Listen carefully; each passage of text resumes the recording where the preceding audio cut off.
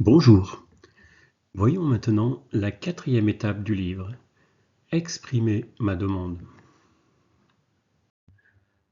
Pour bien comprendre, nous allons reprendre cette phrase de l'exercice précédent. Tu m'énerves quand tu laisses tes vêtements par terre dans ta chambre. Nous avons vu que le tu tue.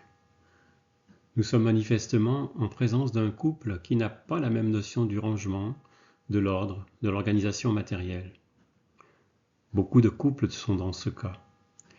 Mais n'y aurait-il pas une autre façon de faire une demande sans employer des tu qui tuent? C'est ce que nous verrons un peu plus loin.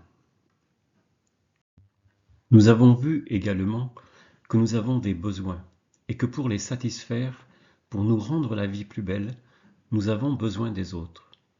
Nous sommes interdépendants pour satisfaire nos besoins. Alors quoi de plus naturel que de demander aux autres ce qu'ils peuvent satisfaire? Mais ce chapitre est plus difficile et plus long à mettre en pratique que les autres.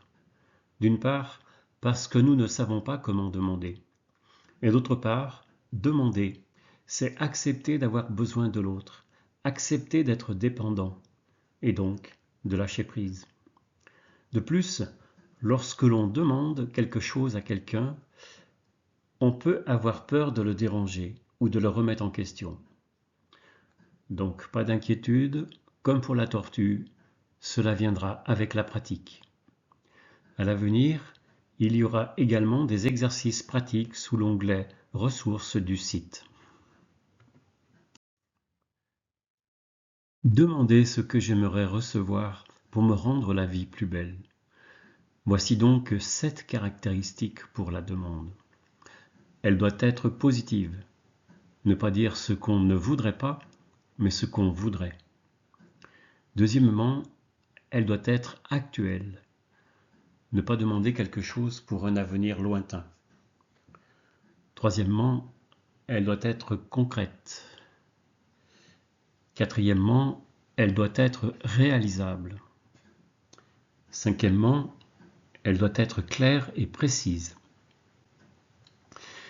Sixièmement, ne pas exiger, c'est-à-dire laisser à l'autre la possibilité de dire non en toute liberté.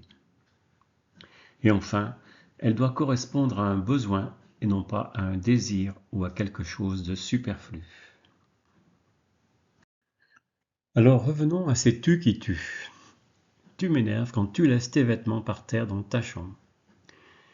Y aurait-il une autre formulation qui favorise l'entente? Il est toujours beaucoup plus efficace et beaucoup plus apaisant de formuler son ressenti et ses besoins avant de faire une demande. On aurait pu dire par exemple, tu vois, lorsque j'arrive dans la chambre et que je trouve tes vêtements par terre, je suis agacé parce que j'ai besoin qu'on ait une chambre en ordre et accueillante. Je comprends que pour toi c'est moins important, mais est-ce que tu serais d'accord pour les ranger tout de suite? Voici quelques exemples de demandes qui ne sont pas très bien formulées, voire même tout à fait irrecevables. Tu peux les reprendre une à une et si possible proposer une autre formulation, éventuellement en faisant apparaître le ressenti et le besoin qui sous-tendent la demande. Les possibilités de réponse te seront proposées dans le prochain chapitre.